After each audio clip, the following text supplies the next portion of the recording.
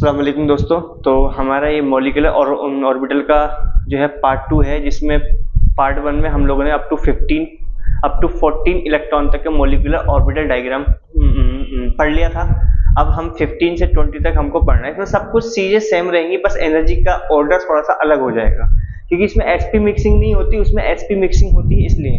तो हमारे पास part number 2 रहेगा फ्रॉम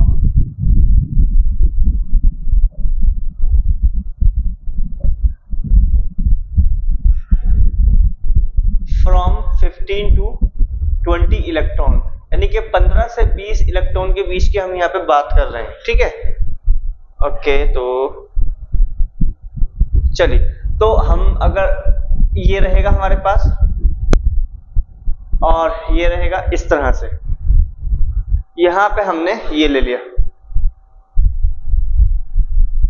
ये रहेगा सिग्मा 1। एक मिनट, अभी इसका नाम वाम हम नहीं, ये जो है ये वाला एज इट इज रहेगा, जो था जैसा था ऐसे रहेगा। इसकी अगर मैं बात करूं तो ये वाला हमारे पास ऐसे रहेगा, ओके। और इसमें चेंजेस होंगे, इसके अंदर हमारे चेंजेस हो जाएंगे। यहां पे पिछले वाले में हमने यहां लिखा था सिग्मा पाई 2px पाई 2py, और उसके बाद लिखा था इसके ऊपर सिग्मा 2pz। तो पहले लिखेंगे सिग्मा 2pz, उसके बाद लिखेंगे हम पाई 2px पाई 2py। ऐसे यहाँ पे ये, तो इसमें कोई चेंजेस नहीं होंगे, ये एज रहेगा ऊपर वाला। ठीक है, तो ये रहेगा 1s 2s 2p, ये भी हमारा ऐसे रहेगा। ठीक है, तो ये रहेगा sigma 1s sigma star 1s sigma 2s sigma star 2s, और ये रहेगा सिग्मा 2pz, ये रहेगा पाई 2px पाई 2py, और यहाँ पे pi star 2px pi star 2py और सिग्मा स्टार 2pz। सब कुछ ऐसे रहेगा, बस चेंजेस कहाँ होंगे, हमारे ये वाले होंगे और कुछ नहीं रहेगा। बाकी सारा एनर्जी लेवल भी हमारा एज इट इज रहेगा। ठीक है ना, ये चीजें आपको ध्यान में रखनी है। और हम इलेक्ट्रॉन भी पहले इसमें भरेंगे, फिर इसमें भरेंगे, फिर इसमें भरेंगे, फिर इसमें हमको भरने हैं, फिर उसके बाद इसमें भरने होते हैं हमें इलेक्ट्रॉन। मतलब अगर हमारे पास इलेक्ट्रॉन यानी कि 2 यहाँ पे होंगे, 2 यहाँ पे होंगे, 2 यहाँ पे होंगे, 2 यहाँ पे, और 1 2 3 1 2 3 और ये 4, मैंने यहाँ पे इस तरह से इलेक्ट्रॉन लिए। ठीक है ना, ये है हमारे पास। तो ये हमारे पास एज इट इज रहेगा।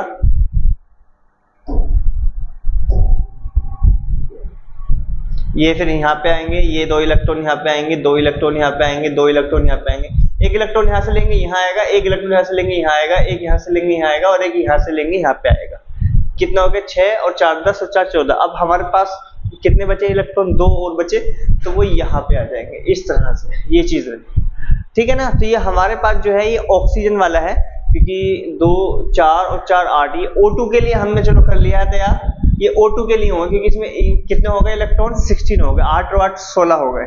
तो देखो, अगर मैं इसका बॉन्ड ऑर्डर निकालूं, तो बॉन्ड ऑर्डर अगर मुझे निकालना होगा, तो मैं कहूंगा number of bonding electron minus number of anti bonding electron upon 2। अच्छा, यहाँ पे देखो, अब यहाँ बॉन्डिंग इलेक्ट्रॉन जो है बिना स्टार वाले बॉन्डिंग होते हैं, तो 2 यहाँ से 2 यहाँ से, ओके, और 6 ये वाले, ये तीनों के तीनों जो ऑर्बिटल हैं, पाई 2px पाई 2py और सिग्मा 2pz, ये बॉन्डिंग ऑर्बिटल है। 6 और 4 10, कितने हो जाएंगे 10। 10 में से, और एंटी बॉन्डिंग कितने हैं, 2 ये वाले, 2 ये वाले और 2 ये वाले, ये जो है, तो 2 और 2 4 और 2 6 बाई 2 इज इक्वल्स टू कितना आ जाएगा, 2 आ जाएगा। यानी कि ऑक्सीजन के बीच में 2 इलेक्ट्रॉन होंगे। ठीक है, एक तो चीज है। अगर मैं मैग्नेटिक मोमेंट की बात करूं,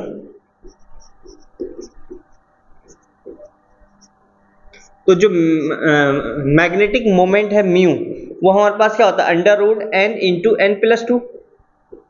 तो n की वैल्यू हमारी कितनी होती है यहाँ पे, एक अनपेड इलेक्ट्रॉन ये है, एक ये है, 2 अनपेड इलेक्ट्रॉन है, तो 2 अनपेड इलेक्ट्रॉन दो हो जाएगी, तो हमारे पास आ जाएगा √2 इंटू 2 प्लस 2 यानी कि √8 और इसको कैलकुलेट हम करेंगे 2√2 आ जाएगा और 2 इंटू 1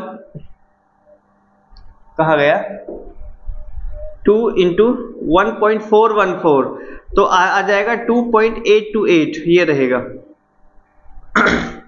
ठीक है ना 2.828 ये हमारा आंसर आएगा बीएम में। ऐसे ही अगर हम देखें तो अनपेड इलेक्ट्रॉन है तो क्या होगा पैरामैग्नेटिक होगा,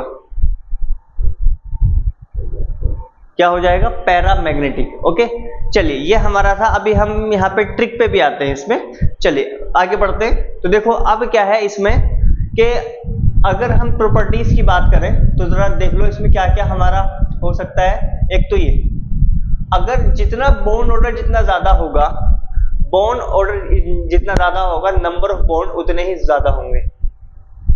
दूसरा क्या है कि बॉन्ड ऑर्डर जितना ज्यादा होगा डायरेक्टली प्रोपोर्शनल टू, ठीक है, इनवर्सली जो भी होगा। तो अगर बॉन्ड ऑर्डर जितना ज्यादा होगा हम बोलेंगे कि बॉन्ड स्ट्रेंथ भी क्या होगी उतनी ही ज्यादा होगी। और तीसरा देखो, तीसरे की अगर मैं बात करूं बॉन्ड ऑर्डर जितना ज्यादा होगा बॉन्ड लेंथ क्या हो जाएगी उतनी ही कम हो जाएगी। बॉन्ड लेंथ क्या है उतनी ही कम हो जाएगी। और नंबर 4 की अगर मैं बात करूं तो वो क्या होगा कि चलिए 4 नहीं कर रहे और कुछ है भी नहीं इसमें, छोड़िए ये होगा हमारे पास ये रहा। अब थोड़ी सी ट्रिक पे भी आते हैं। ट्रिक देखो इसमें दो ट्रिक हम लेंगे। एक तो ये होगी ट्रिक नंबर 1 कि आप क्या करो यहां पे लिखो इलेक्ट्रॉन्स, ओके, और यहां पे लिखो बॉन्ड ऑर्डर, ठीक है। तो यहां पे हम लिखेंगे 14, यहां पे लिखेंगे नंबर ऑफ इलेक्ट्रॉन 14। 14 के लिए जो बॉन्ड ऑर्डर होगा वो होगा 3। कितना होगा 3 होगा, ठीक है। अब इसमें अगर हम इसमें एक इलेक्ट्रॉन कम कर दें 13 हो गए, एक इलेक्ट्रॉन एक्स्ट्रा कर दें तो 15 हो गए। तो दोनों ही केस में 2.5 हो जाएगा बॉन्ड ऑर्डर, यहां भी कितना हो जाएगा 2.5 हो जाएगा। ऐसे ही एक इलेक्ट्रॉन और कम कर दो, एक इलेक्ट्रॉन ज्यादा कर दो तो हो जाएगा 2.0 और यहां भी 2.0। ऐसे ही अगेन 11 इलेक्ट्रॉन कर दो तो 1.5 और 15 कर दो, 15 अगर हमने कर दिया तो ये हो जाएगा 1.5 इस तरह से। और यहां पे 10 अगर हमने कर दिया तो 1.0 हो जाएगा और यहां पे 16 अगर हमने किया तो 1.0 हो जाएगा, ओके। और यहां पे अगर 9 किया तो 0.5 हो जाएगा और यहां पे हमने 17 किया है। एक मिनट गलती कर दी हमने, काउंटिंग ही उल्टी कर दी ना। 15 के बाद 17 के बाद 18 और 18 के बाद 19, अगर 19 किया तो 0.05। अगर हमने 20 कर दिया यहाँ पे और यहाँ पे 8 कर दिया तो यहाँ पे 0 हो जाएगा और यहाँ भी हमारा 0 हो जाएगा। ये रहेगा बॉन्ड ऑर्डर, ठीक है। अब देख लो तो थोड़ा सा एग्जाम्पल चलते लेकर के, जैसे कि हमसे O2 है, O2 माइनस है, O2 प्लस है और O2 2 प्लस है, इस तरह से, ठीक है। तो आपसे पूछेंगे कि arrange in increasing order of bond length या बॉन्ड ऑर्डर, ध्यान रहे arrange in increasing order of bond length या बॉन्ड ऑर्डर। तो किसी एक का पूछेंगे तो पहले आप बॉन्ड ऑर्डर निकाल लो। तो अगर मैं इसका बॉन्ड ऑर्डर निकालने के लिए मुझे क्या करना होगा, पहले मुझे नंबर ऑफ इलेक्ट्रॉन इसमें काउंट करने होंगे। तो इसमें एक ऑप्शन में 8 होते हैं, 8 और 8 16 हो गए इलेक्ट्रॉन, 8 और 16। और अगर माइनस का चार्ज है तो इसमें इलेक्ट्रॉन ऐड कर दो तो कितने हो जाएंगे 17 हो जाएंगे। यहाँ पे हो जाएंगे 15, 8 और 16 में से एक गया 15, 8 और 16 में से 2 गए 14, ये रहे। और तो यहाँ पे अगर हम बॉन्ड ऑर्डर की बात करें तो 16 का क्या होगा हमारे पास 2 हो जाएगा। अब आता है 17 का 1.5, ये रहा हमारे पास 15 का हो जाएगा 2.5 और 14 का हो जाएगा 3। तो अगर मुझे बॉन्ड ऑर्डर के इंक्रीजिंग ऑर्डर में अरेंज करना है तो सबसे पहले सबसे कम जिसका होगा वो O2 माइनस का है कम, और उससे ज्यादा हमारे पास किसका है O2 का है, और उससे ज्यादा O2 पॉजिटिव का, उससे ज्यादा O2 2 पॉजिटिव का है। अगर मैं बॉन्ड ऑर्डर की जगह बॉन्ड लेंथ में इंक्रीजिंग ऑर्डर में लूं, बॉन्ड लेंथ,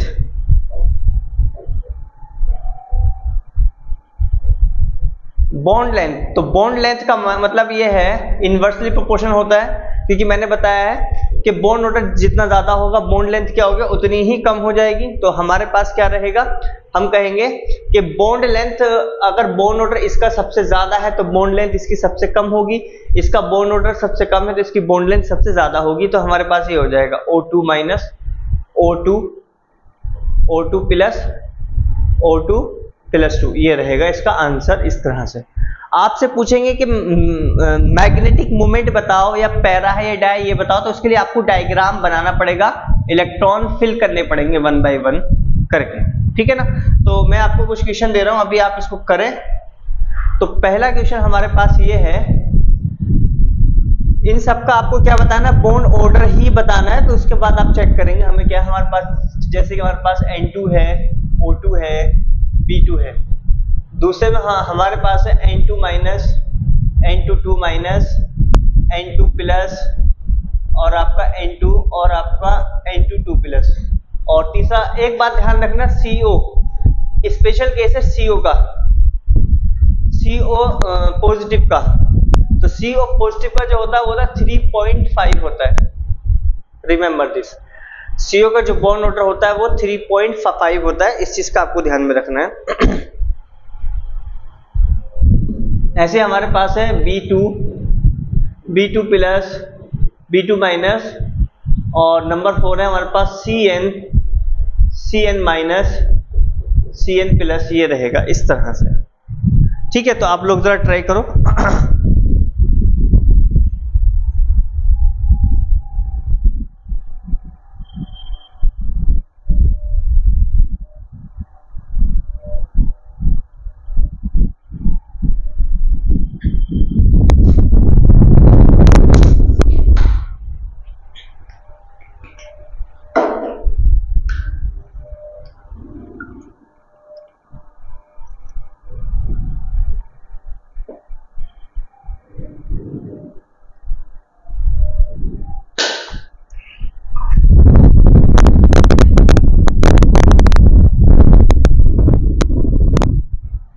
चलिए देखिए अब जरा इधर को।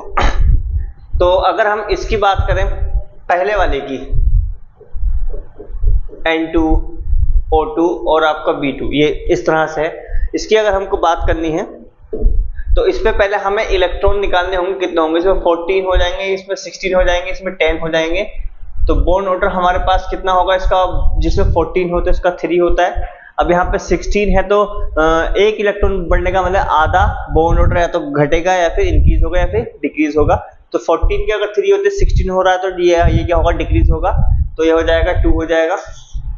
ओके, अब यहाँ पे हमारे पास ये है तो 3, और अगर 14 का 3 है तो 12 होता 2 हो जाता है, यहाँ पे हो जाएगा 1। चाहो तो आप देख लो, ये होगा हमारे पास 14 का 3 है, यहाँ पे 10 का 1 है और जो 16 का 2, इस तरह से, ठीक है।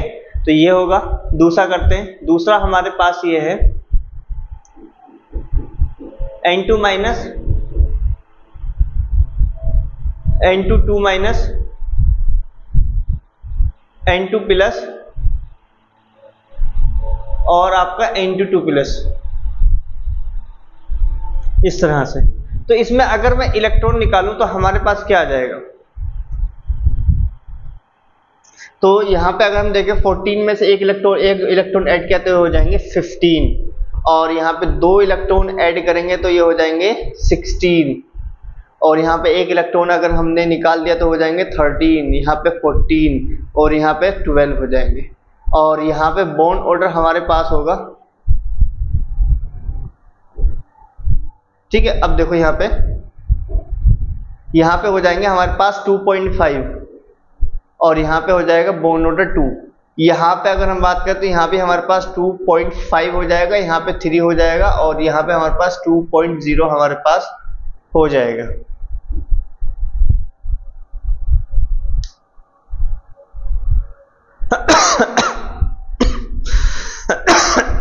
चलिए तीसरा है हमारे पास B2 प्लस और आपका B2 माइनस, इस तरह से होगा। तो यहाँ पे अगर हम देखें तो यहाँ पे इलेक्ट्रॉन आएंगे हमारे पास 10, 9, 11। यहाँ पे अगर हम बॉन्ड ऑर्डर की बात करें तो यहाँ पे 1, 0.5 और 1.5 ये रहेगा। अगर हम इसमें इलेक्ट्रॉन की बात करते हैं तो इसमें हो जाएगा 7 और 6 और 6 12 13, 7 और 6 13 और यहाँ पे 14 और यहाँ पे 12। तो बॉन्ड ऑर्डर हमारे पास कितना आ जाएगा, 12 का होगा 1। अगर हम देखेंगे तो ये रहा 12 का अगर 2 है तो एक इलेक्ट्रॉन ऐड किया तो 2.5 हो जाएंगे। मैक्सिमम जो बॉन्ड ऑर्डर पड़ेगा वो 3 तक इंक्रीज करेगा, उसके बाद डिक्रीज होगा। तो 12 यानी कि हो जाएगा 2.5, यहाँ पे हो जाएगा 3 और यहाँ पे हो जाएगा 2.0। ये रहेगा इस तरह से, ठीक है। ओके, ये हमारा टॉपिक यहाँ पे कंप्लीट हो जाता है। एक लास्ट टॉपिक अब हम लेंगे यहाँ पे जिसको बोलते हैं फजान्स रूल। फजान्स रूल ये क्या बोलता है, ये रूल बोलता है कि कोई भी कंपाउंड 100% आयनिक नहीं हो सकता और कोई भी कंपाउंड 100% कोवेलेंट नहीं हो सकता, ठीक है ना। यानी कि अगर कोई कंपाउंड आयनिक है तो इसका मतलब है उसके अंदर कुछ ना कुछ कोवेलेंट कैरेक्टर होता है, और कोई कंपाउंड अगर कोवेलेंट है तो हम बोलेंगे कि उसके अंदर क्या है, कुछ ना कुछ आयोनिक कैरेक्टर होता है, ठीक है ना। ये चीज होती है। तो उसके लिए क्या है, फजान्स रूल ने कुछ कंडीशन दी थी। एक होता है कैटायन और एक होता है एनायन। तो उसने कहा था कि कोई अगर जो कैटायन की बात करें तो कैटायन पे चार्ज जितना ज्यादा होगा उसका साइज जितना कम होगा, और एनायन की बात करें तो एनायन की उसमें कहा था चार्ज जितना ज्यादा होगा और साइज जितना बड़ा होगा, आयनिक कंपाउंड में कोवेलेंट कैरेक्टर क्या होगा उतना ही ज्यादा होगा। ये आपको ध्यान में रखना है, ठीक है ना। तो हाँ हम कहेंगे कि when cation has small size, large charge high charge, okay, और large size small size, small तो more Z effective, more effective nuclear charge, and anion has high charge and large size, then ionic compound has more covalent character.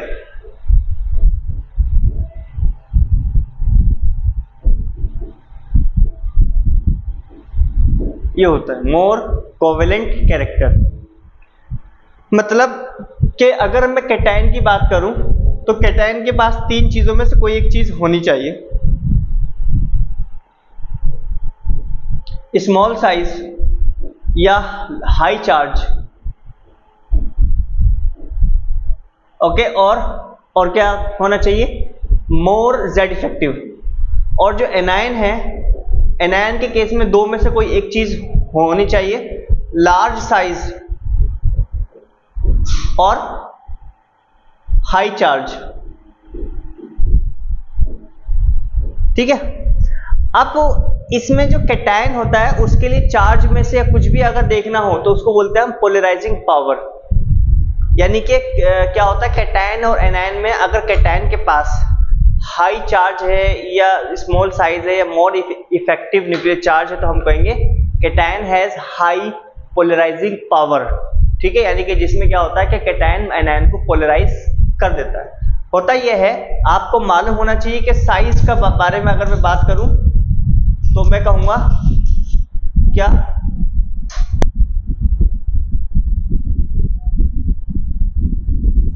मैं कहूंगा ध्यान रखना इस चीज का कि 2 चीजें होती है।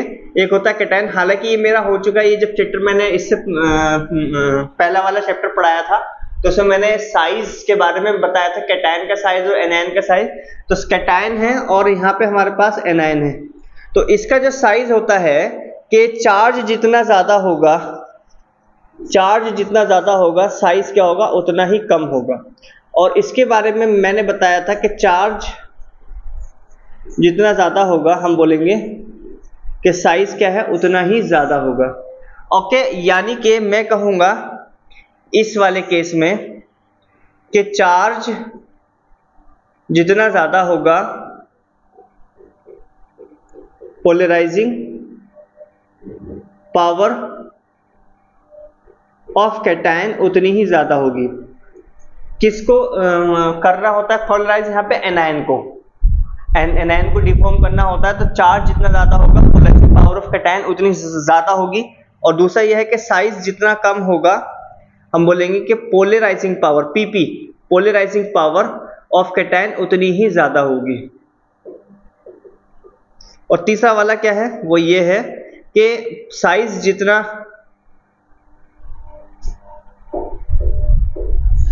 Z effective, effective nuclear charge जितना ज्यादा होगा उतनी ही पोलराइजिंग पावर ऑफ कैटायन ज्यादा होगी।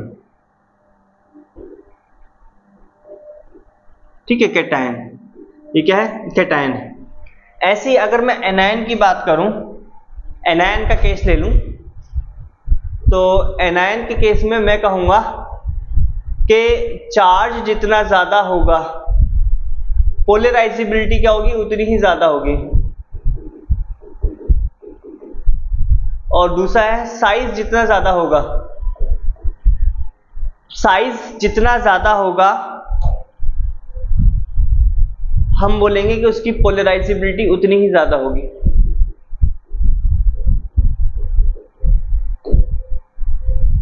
पोलराइजेबिलिटी क्या होगी उतनी ही ज्यादा होगी। ये चीजें आपको ध्यान में रखनी है। तो क्वेश्चन इस पे 3-4 टाइप के बनते हैं। पहला बनता है which one has more polarising power, इस तरह से पूछते हैं। क्वेश्चन बनता है यहाँ पे कि which one has more polarising power, किसकी पोलराइजिंग पावर ज्यादा होगी, इस तरह से आप देख लो। तो इसमें हमारे पास ऑप्शन है, जैसे कि मैं कहूंगा कि Al+3 और B है हमारे पास Mg+2 और C है हमारे पास Na+, इस तरह से, और D है हमारे पास ऑल। एक तो ये, दूसरे में हमसे और भी हम लेंगे। तो अगर हमसे पूछ लेता है तो हम कहेंगे कि क्वेश्चन है हमारे पास इसी में दूसरा है, जो यहाँ पे पूछ रहा है वही यहाँ पे पूछ रहा है। और हमारे पास है ये वाला कि लिथियम प्लस, और बी है हमारे पास सोडियम प्लस, और सी है हमारे पास पोटेशियम प्लस, और डी है हमारे पास रुबिडियम प्लस। ये रहेगा इस तरह से। ऐसी ही अगर हमसे पूछ लेता है इसी में सेम चीज, तो हमारे पास ए है कि Na+ और बी है हमारे पास Cu+, ओके, और सी है हमारे पास पोटेशियम प्लस, और डी है हमारे पास नन। इसमें से कोई सा नहीं है। तो देख लो जरा इधर को। पहले which one has more polarising power, तीनों में क्वेश्चन सेम पूछा गया। तो देखो मोर पोलराइजिंग पावर वाले तीनों फैक्टर आपको याद होने चाहिए, ये मैंने लिखवाए हुए हैं। स्नाइपिंग की बात करूं तो मैं इसमें काट सकता हूं फ्री वाला।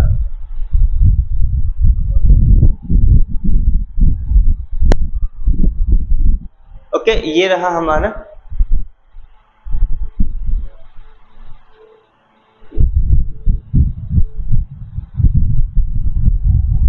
ओके,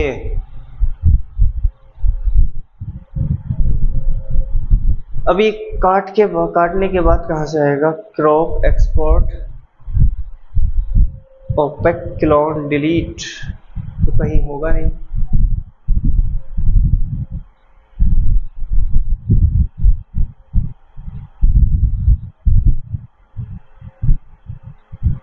छोड़िए, ये वाला था, इसको मैं कर रहा हूं डिलीट। ठीक है, ये वाला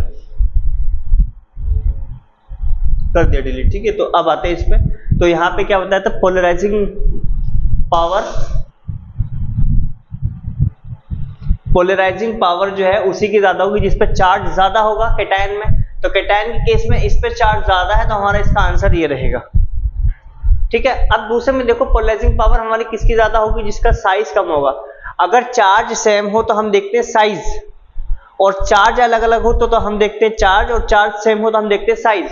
तो ये एस ब्लॉक में आपको पता है कि किसी भी ग्रुप में नीचे आने पर साइज क्या करता है, इंक्रीज करता है। यानी कि ऊपर का साइज छोटा होगा, नीचे आने पर साइज बड़ा हो जाएगा। किसी भी ग्रुप में आप जाएंगे तो 1 से लेकर 18 तक किसी भी ग्रुप में जाएंगे तो सेम ट्रेंड होता है फॉलो। तो ये हमारे पास क्या है, ग्रुप फर्स्ट का है, ग्रुप फर्स्ट, एस ब्लॉक के ग्रुप फर्स्ट का है। उसमें lithium, sodium, potassium, rubidium, caesium, francium ये होता है। ठीक है, तो इसमें लिथियम का साइज छोटा होता है, जो ये नीचे होता है फ्रेंशियम, इसका साइज सबसे बड़ा होता है। तो नीचे आने पर क्या कर रहा होता है, इंक्रीज कर रहा होता है। तो उस केस में क्या होगा कि लिथियम का साइज सबसे छोटा होगा। अब चार्ज सब पे सेम है, तो चार्ज सेम है तो साइज जो है इसी ऑर्डर में डिक्रीज होगा।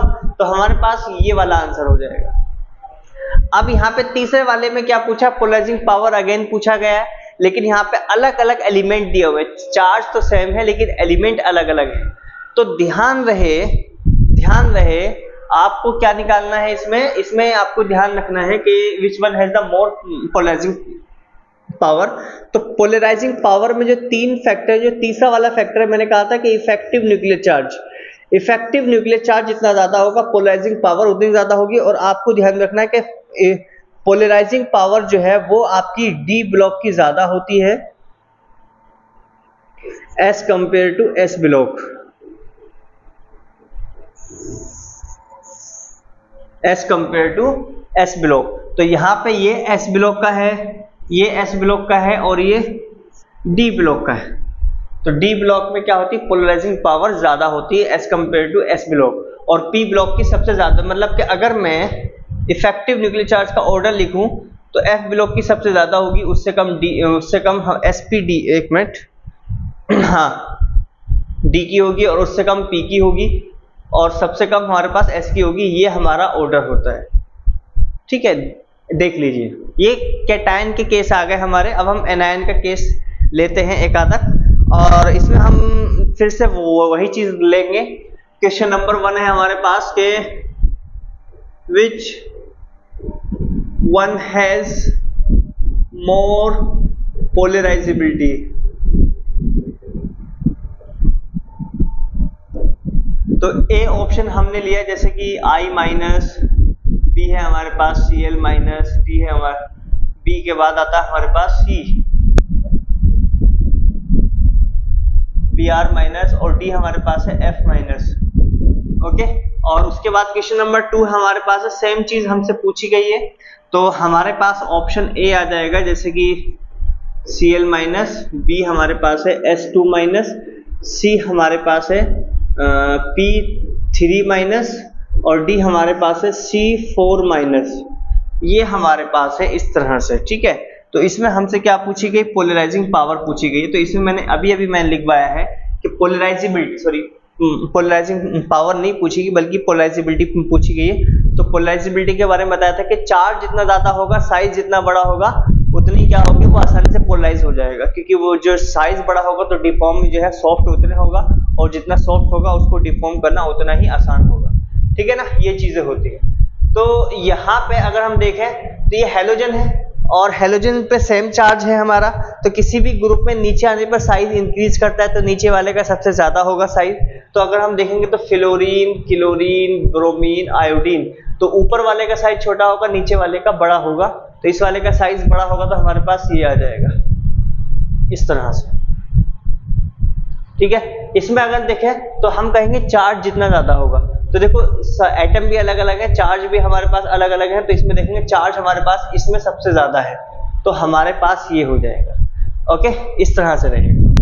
अब थोड़ी सी बात कर लेते हैं कि कोवेलेंट कैरेक्टर के बारे में और आयोनिक कैरेक्टर के बारे में, क्योंकि सीधा सीधा क्वेश्चन आपसे ये नहीं पूछ सकता सिर्फ कि बताओ कि which one has more covalent character या which one has more ionic character. ठीक है, अव्वल तो आप देखो कि मैं एक बार और बोल रहा हूं कि जिस अगर किसी कंपाउंड में कैटायन पे चार्ज कम हो, साइज ज्यादा हो, इफेक्टिव न्यूक्लियर चार्ज ज्यादा हो। और एनायन के केस में, एनायन में आपका चार्ज ज्यादा हो, साइज ज्यादा हो, तो उस कंपाउंड में कोवेलेंट कैरेक्टर ज्यादा होता है। और उसका उल्टा कर दे तो उसमें क्या हो जाएगा, आयोनिक कैरेक्टर ज्यादा हो जाएगा। अब इसी कोवेलेंट कैरेक्टर या आयोनिक कैरेक्टर को अलग अलग फॉर्म में भी इनडायरेक्टली भी पूछते हैं, like which one has high melting point, which one is soluble in water, which one is soluble in organic solvent, इस तरह से भी पूछते हैं। तो हम थोड़ी सी चीजें यहां पे लिख लें ताकि आपको आइडिया हो जाए। देखो, जो कोवेलेंट कंपाउंड होते हैं,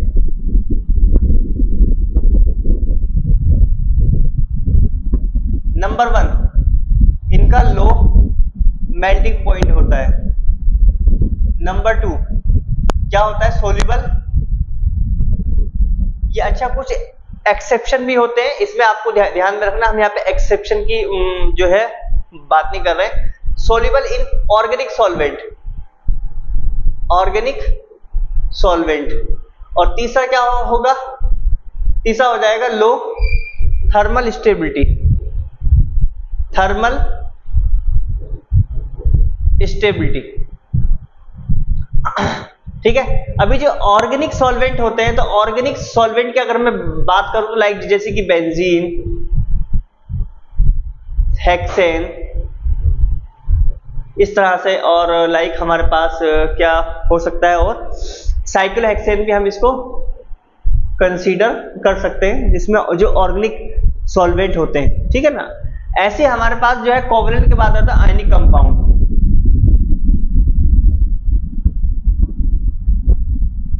तो जो आयोनिक कंपाउंड होते हैं उसके बारे में अगर मैं बात करूं तो पहला हमारे पास होता है हाई, आयोनिक कंपाउंड में हाई मेल्टिंग पॉइंट। दूसरा होता है soluble in water and polar solvent, polar solvent. ये वाला जो है organic solvent and non polar solvent. Non polar solvent, non polar का मतलब जिसका डाइपोल मोमेंट क्या होता है, 0 होता है। तीसरा हमारे पास क्या होता है, हाई थर्मल स्टेबिलिटी। उनकी क्या होती है, थर्मल स्टेबिलिटी हाई होती है। ये वाले पॉइंट आपको ध्यान में रखने हैं। अब एक दो क्वेश्चन लेंगे, उसके बाद हम नीट के जो भी क्वेश्चन है उस पर आ जाएंगे। हमारा चैप्टर ये कंप्लीट हो गया है। अब हम क्वेश्चन पे आते हैं। तो क्वेश्चन नंबर 1 है हमारे पास कि which one is more covalent. ठीक है ना।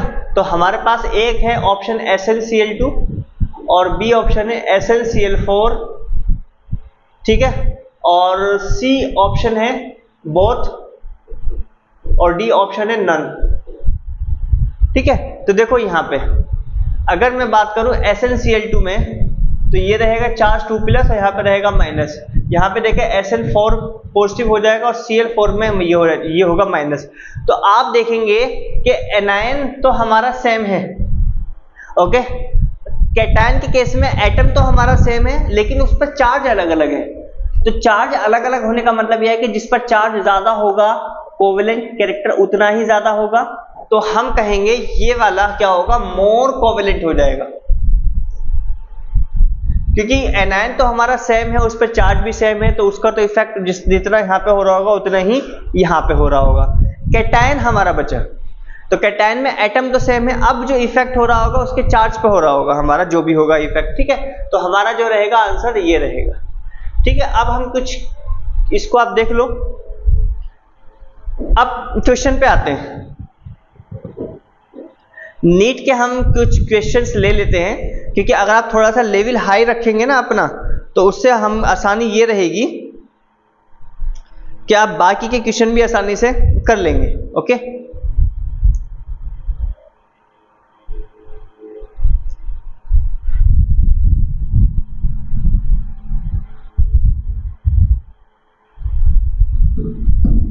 एक मिनट बस हो रहा है।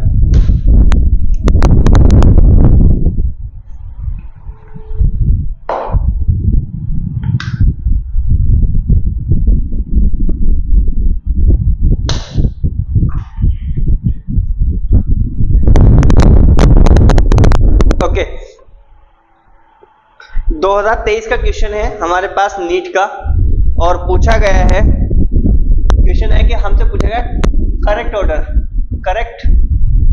ऑर्डर ऑफ डाइपोल मोमेंट का करेक्ट ऑर्डर हमसे पूछा गया, और हमको कुछ एग्जाम्पल दिए हुए हैं। जैसे हमारे पास है ammonia, H2S, CH4 and HF।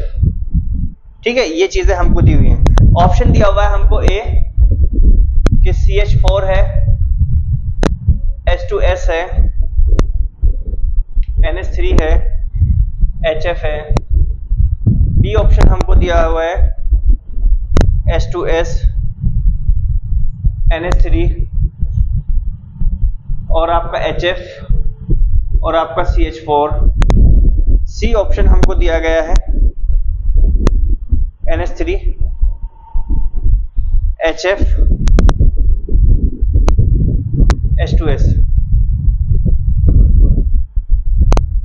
और यहाँ पे HF, NH3, H2S और यहाँ पे हमारे पास CH4। तो हमको देखना है कि किसका ज्यादा होगा, किस ऑर्डर में ज्यादा होगा। देखो, अगर हम मीथेन की बात करें तो हमारे पास ये रहेगा इस तरह से, और मैंने बताया था इसका डाइपोल मोमेंट 0 होता है। अब हमारे पास H2S है तो इसमें ये रहेगा इस तरह से, इसका इस डायरेक्शन में होगा। अमोनिया की बात करें तो अमोनिया में हमारे पास ऐसा होता है, इसका भी ऐसे होगा। HF की बात करें तो HF हमारे पास ये होता है।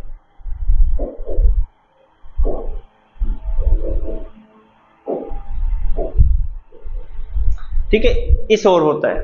अब इसमें किसका ज्यादा होगा? देखो, इसका तो 0 होगा, तो 0 कहां कहां आ रहा है, यानी कि सबसे कम हम मानेंगे। तो इसमें तो नहीं आ रहा, इसमें तो नहीं आ रहा, यहां पे आ रहा है और यहां पे आ रहा है। ठीक है, ये हो जाएगा। अब देखो इसमें क्या है, हमको पता है जो डाइपोल मोमेंट होता है वो होता है हमारे पास Q इंटू डी। Q यानी कि डाइपोल मोमेंट उतना ही ज्यादा होगा जितना उस पर चार्ज ज्यादा होगा, और दूसरा पार्ट क्या है, डाइपोल मोमेंट उतना ही ज्यादा होगा जितना उनके बीच की दूरी ज्यादा होगी। ठीक है, डाइपोल मोमेंट उतना ही ज्यादा होगा जितना उनके बीच दूरी होगी। ओके, अब हमारे पास क्या है, तो यहां पे देखो, अगर हम देखेंगे इसमें अमोनिया में और इसमें और हमारे पास HF में, तो फ्लोरीन की इलेक्ट्रोनेगेटिविटी इस N से भी ज्यादा है और H से भी हमारी ज्यादा है। ओके, जब हमारे पास फ्लोरीन की इलेक्ट्रिसिटी ज्यादा है, मतलब उस पर चार्ज ज्यादा है, तो डाइपोल मोमेंट इसका ज्यादा होगा इन दोनों के कंपेयर में, ये हमारे पास रहेगा। ओके, अब हम देखेंगे नाइट्रोजन और जो सल्फर है इसके केस में। तो जो नाइट्रोजन है इसका साइज छोटा होता है और जो सल्फर है इसका साइज बड़ा होता है। तो साइज बड़ा होने की वजह से इसकी इलेक्ट्रोनेगेटिविटी कुछ कम हो जाती है। ओके, और यहाँ पे जो नाइट्रोजन है इसमें एक ही क्या होता है, लोन पेयर होता है, लेकिन यहाँ पे दो अपोजिट डायरेक्शन में, दो अलग अलग डायरेक्शन में लोन पेयर होते हैं। तो दो अलग अलग डायरेक्शन में लोन पेयर होने की वजह से इसका जो डाइपोल मोमेंट है कुछ कम हो जाता है, इसका सबसे ज्यादा होता है इन दोनों के कंपेयर में। तो इसका तो सबसे कम होगा, 0 हो जाएगा, इसका हाईएस्ट हो जाएगा, उसके बाद इसका आएगा, उसके बाद इसका आएगा, तो हमारा हो जाएगा ये वाला। HF का सबसे ज्यादा है, NH3 का उससे कम, H2S का उससे कम, और अमोनिया जो मीथेन है उसका सबसे कम हो जाएगा। ठीक है ना, ये हो जाएगा। अब हमसे अगला क्वेश्चन पूछा गया है आइसो इलेक्ट्रॉनिक स्पीसीज के बारे में, कि which one of the following is isoelectronic species. Question है हमारे पास, question number 2, isoelectronic species.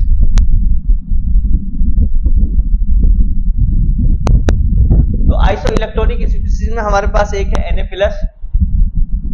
और आपका Cl-, O- और आपका NO+। बी हमको दिया हुआ है N2O,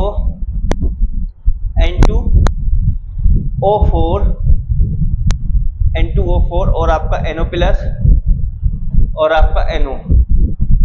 ठीक है, सी हमको दिया हुआ है Na+, Mg2+, O- और आपका F-। डी हमको दिया हुआ Ca+2 आर्गन K+ और आपका F-, और डी के बाद ABCD, एक मिनट, F- और डी हमको दिया हुआ है Ca+2 AR K+ और आपका Cl-, ठीक है ना, ये दिया हुआ है। तो इसमें हमको देखना होगा, तो अगेन सिंपल सी बात है, आप इलेक्ट्रॉन काउंट कर लो। सोडियम में क्या कितने होते हैं, 11 होते हैं, एक इलेक्ट्रॉन निकाल दो तो बचेंगे 10। क्लोरीन में होते 17 होते हैं, और ये एक इलेक्ट्रॉन डाल दो तो 18 हो जाएंगे। ऑक्सीजन में 8 होते हैं, एक इलेक्ट्रॉन डाल दो 9 हो जाएंगे। जो आपका नाइट्रोजन है उसमें 7 होते हैं, ऑक्सीजन में 8 होते हैं, 8 7 15, और इसमें से एक निकाल दो तो बचेंगे 14। तो देखो ये तो आइसो इलेक्ट्रॉनिक स्पीसीज है ही नहीं, वो तो यहीं से हमको हो गया था मालूम। ऐसे इसकी अगर बात करें N2O में, तो N2O में जो है नाइट्रोजन के साथ होते थे 2 इलेक्ट्रॉन 14, और ऑक्सीजन के कितने हो जाएंगे 8 हो जाएंगे, तो 14 और 8 हमारे पास हो जाएंगे 24, ठीक है, 7 और 7 14, और 14 और 8 8 4 12, तो हाँ सही 22, यहाँ पे आ जाएंगे 22। और N2O4 की अगर बात करें तो N2 में हमारे पास आ जाएंगे 14, ऑक्सीजन में 16 छक्के 64, तो ये तो बहुत हो रहा है, 78 हो रहा है, तो ये तो होगा नहीं, अलग अलग हो रहे हैं। इसमें बात करें तो ये हो जाएंगे 10, ये भी 10, यहाँ पे 9 और यहाँ पे 10, तो ये वाला इसकी वजह से हमारा ये नहीं हो पाएगा। इसमें अगर देखेंगे तो यहाँ पे 20, यहाँ पे सॉरी 20 नहीं 18, जो कैल्शियम उसका 20 होता है ना, लेकिन यहाँ पे क्या हो जाएगा 18 हो जाएगा, 2 इलेक्ट्रॉन हमने निकाल दिए, ओके। और यहाँ पे भी हमारा 18 बचेगा, यहाँ पे भी 18 बचेंगे, और यहाँ पे भी हमारे 18 ही बचेंगे, ये रहेगा इस तरह से, ओके। आगे बढ़ते हैं, एक क्वेश्चन और ले लेते हैं। अगला क्वेश्चन हमारे पास है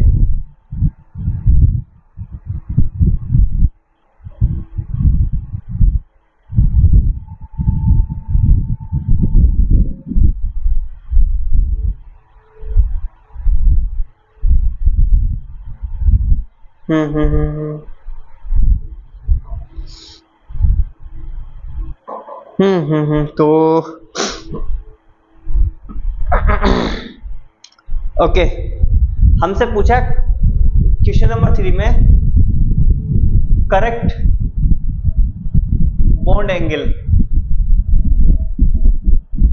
मैं इस बार ऑप्शन नहीं लिख रहा, सीधा सीधा मॉलिक्यूल में लिख रहा हूं, सारे के सारे मॉलिक्यूल सेम है। तो हमारे पास एक CO2 है, अमोनिया है, NH4+ है, और यहाँ पे वाटर है, ठीक है। तो इसका हमको बॉन्ड एंगल का ऑर्डर बताना है कि करेक्ट क्या होगा। इंक्रीजिंग ऑर्डर हम यहाँ पे बताएंगे। तो देखो पहले हम बात करते हैं CO2 की। तो CO2 का अगर हम हाइब्रिडाइजेशन निकालेंगे, तो हाइब्रिडाइजेशन के लिए मैं कहूंगा कि CO2 में मैं एक आपको निकाल के दिखा रहा हूं। कार्बन में जो वैलेंस इलेक्ट्रॉन होते हैं 4, ऑक्सीजन में भी जो है वैलेंस इलेक्ट्रॉन कितने होते हैं 6 होते हैं, 6 × 2, तो 4 + 12 = 18 नहीं 16। जब 16 है तो हम 8 से इसको करना होगा, 8 दूनी 16, तो कोई भी लोन पेयर नहीं है हमारे पास, 2 है तो 2 का मतलब हो जाएगा sp हो जाएगा। तो इसकी हाइब्रिडेशन क्या होगी, sp हो जाएगी। और sp का जो एंगल होता है वो होता है 180 डिग्री। अब हम लेंगे अमोनिया। तो NH3 के केस में जो वैलेंस इलेक्ट्रॉन n में होते हैं वो होते हैं 5, हाइड्रोजन में होते हैं 1 × 3, तो कितने हो जाएंगे 8। अब जब क्या होगा हमारे पास यहाँ पे कि ये 8 है, तो 8 से हमको ये करना होगा डिवाइड हमको 2 से, तो 2 4 जा 8, ये हमारे पास आया n मतलब यहाँ पे हो जाएगी sp3। लेकिन अब sp3 में हमने 3 केस पढ़ाए थे, एक केस वो जिसमें एक भी लोन पेयर नहीं होता, एक केस वो जिसमें एक लोन पेयर होता है, और एक केस वो जिसमें 2 लोन पेयर होते हैं। तो हमको देखना होगा कि हम कौन से की बात कर रहे हैं। तो यहाँ पे अगर हम देखेंगे तो यहाँ पे n की वैल्यू अगर हम देखें sp3 है, तो हम बोलेंगे लोन पेयर इक्वल टू क्या होता है n - साइड एटम। तो n की वैल्यू अगर हम यहाँ से देखेंगे तो n है हमारे पास 4, और जो साइड एटम हमारे पास कितने होंगे 3 होंगे। जो टोटल एटम है वो हमारे पास कितने हैं, 4 हैं, 4 में से 1 गए तो 3 बचेंगे, तो हमारे पास ये आ जाएगा 1। तो इसमें एक लोन पेयर वाला केस है, तो हमारे पास ये होगा H और आपका H, और इसका एंगल कितना होता है 107 डिग्री, कितना होता है 107 डिग्री होता है इसका एंगल, ठीक है जी, 107 डिग्री होता है। तो यहाँ पे जो अमोनिया है sp3 तो होता ही है, लेकिन इसका एंगल 107 डिग्री होता है। अब अगर वाटर के केस में भी देखें तो वाटर की हाइब्रिडेशन हमने निकाली हुई है sp3 होती है, और sp3 में इस पे 2 लोन पेयर होते हैं, तो इसकी जो शेप आती है वी शेप होती है, और वी शेप का मतलब क्या होता है, यहाँ पे होता है ये,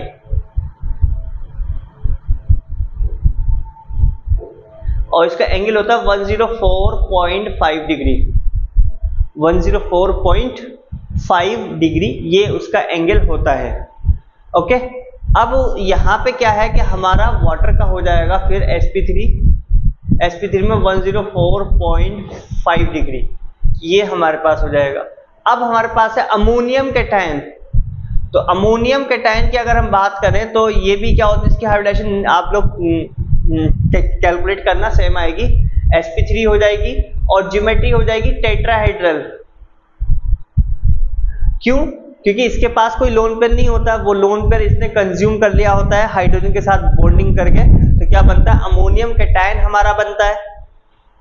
ठीक है, तो अमोनियम कैटायन हमारे यहाँ से ये चीज आएगी बनकर, तो इसका जो एंगल होगा वो हो जाएगा 109 डिग्री 28 मिनट, इसको हम ऐसे भी बोलते हैं 109 डिग्री 28 मिनट। तो यहाँ पे जो अमोनियम कैटायन होगा NH4 प्लस वो कितना होगा,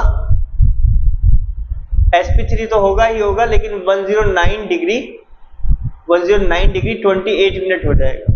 तो देखो सबसे कम जो एंगल है वो ये वाला है, यानी कि वाटर का एंगल सबसे कम है, और उससे ज्यादा हमारे पास अमोनिया का है, और उससे ज्यादा हमारे पास अमोनियम कैटायन का है, और उससे ज्यादा हमारे पास CO2 का है। ये हमारे पास होगा इस तरह से, ठीक है ना।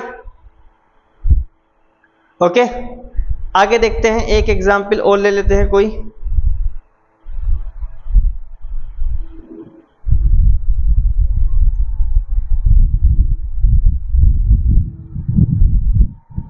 ओके, देखो एक चीज ध्यान रखना, जो valence shell electron pair repulsion theory में मैंने बताई थी रिपल्शन के बारे में। तो जो रिपल्शन होता है वो आपका ध्यान रहे लोन पेयर के बीच में सबसे ज्यादा होता है, और उससे कम हमारे पास लोन पेयर बॉन्ड पेयर के बीच में होता है, उससे कम बॉन्ड पेयर के बीच में होता है। ये आपको ध्यान में रखना है, ठीक है। तो हमारा जो क्वेश्चन पूछा गया है वो पूछा गया है कि among the following which have the maximum lone pair repulsion. तो हमसे क्वेश्चन सीधा पूछा गया है मैक्सिमम लोन पेयर रिपल्शन, और लोन पेयर रिपल्शन कहां होगा, जहां पे सबसे ज्यादा लोन पेयर होंगे, जिस सेंट्रल एटम पे लोन पेयर सबसे ज्यादा होंगे। तो पहला हमारे पास है ClF3, और B हमारे पास है IF5, ओके, C हमारे पास है SF4, और D हमारे पास है SF4 है SF4 XeF2, ये हमारे पास होगा। ठीक है, तो हमको बताना होगा कि किसमें लोन पेयर रिपल्शन ज्यादा होगा। अगर हम ClF3 की बात करते हैं, इसकी हाइब्रिडेशन sp3d होती है, सीसॉ इसका स्ट्रक्चर होता है, क्या होता है, सीसॉ, नहीं सीसा नहीं होता, बल्कि मैं कहूंगा टी शेप होता है, यहाँ पे F, यहाँ पे F, यहाँ पे F, ये होता है इस तरह से सीसा होता है। अगर हम IF5 की बात करें तो IF5 का sp3d3 स्ट्रक्चर होता है, पेंटागोनल प्लेनर इसकी ज्योमेट्री यानी कि शेप होती है। तो हम देखेंगे कि इस तरह से होता है IF,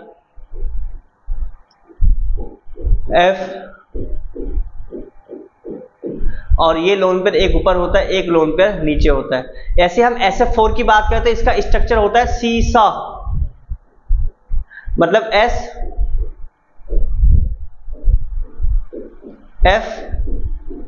और ये लोन पेयर होता है हमारे पास इस तरह से। और XeF2, तो XeF2 की अगर मैं बात करूं तो इसका स्ट्रक्चर होता है लीनियर। क्या होता है? लीनियर होता है। तो Xe तो हमारे पास ये रहेगा F, और आपका F ये रहेगा। यहां पे एक लोन पेयर आ जाएगा, यहां पे एक लोन पेयर आ जाएगा, और यहां पे एक लोन पेयर हमारा आ जाएगा इस तरह से। ठीक है, तो इसके पास नंबर ऑफ जो लोन पेयर है हाईएस्ट है। तो यहाँ पे जो है इसके पास 3 लोन पेयर है, इसलिए इसमें क्या है, लोन पेयर के बीच में जो रिपल्शन होगा सबसे ज्यादा जो होगा वो इसी के अंदर होगा। ओके, तो हमारे पास जो ऑप्शन रहेगा डी रहेगा। ठीक है, ये आपका चैप्टर कंप्लीट हो गया 11th का। अब एक 12th में इनऑर्गेनिक का चैप्टर और है जिसको बोलते हैं कोऑर्डिनेशन कंपाउंड। उसका भी बहुत ज्यादा स्कोप है, उसमें भी 2-3 क्वेश्चन आ ही जाते हैं। तो हमें उस पर अगली जो क्लास होगी उस पर करनी होगी बात। ठीक है, अब मिलते हैं, अगली क्लास में मिलते हैं। ओके, चलिए ठीक है, अल्लाह हाफिज।